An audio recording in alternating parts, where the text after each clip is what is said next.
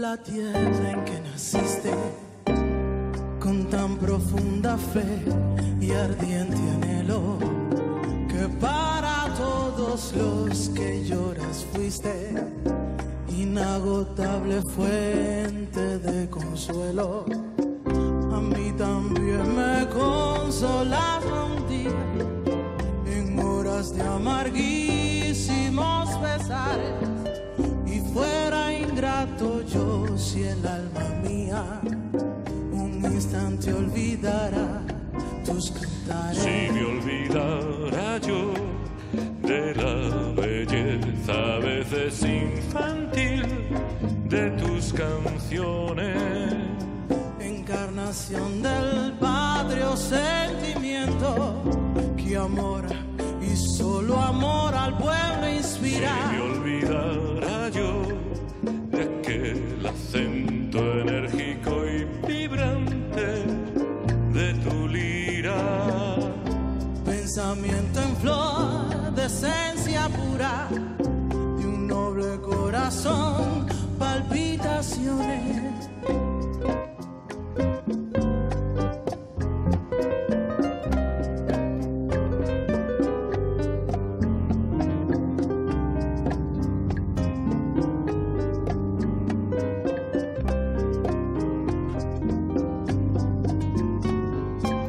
Recibes tú que has muerto en plena gloria, tras tu dejando luminosa huella, este obsequio que cuba a tu memoria y pide al cielo que se apiade de ella. Si me olvidara yo de aquel acento enérgico y vibrante de tu lira, encarnación del Padre o sentimiento que amor y solo amor al pueblo inspira. Si me olvidara yo de la belleza a veces infantil de tus canciones, pensamiento en flor de esencia pura que un noble corazón, palpitaciones.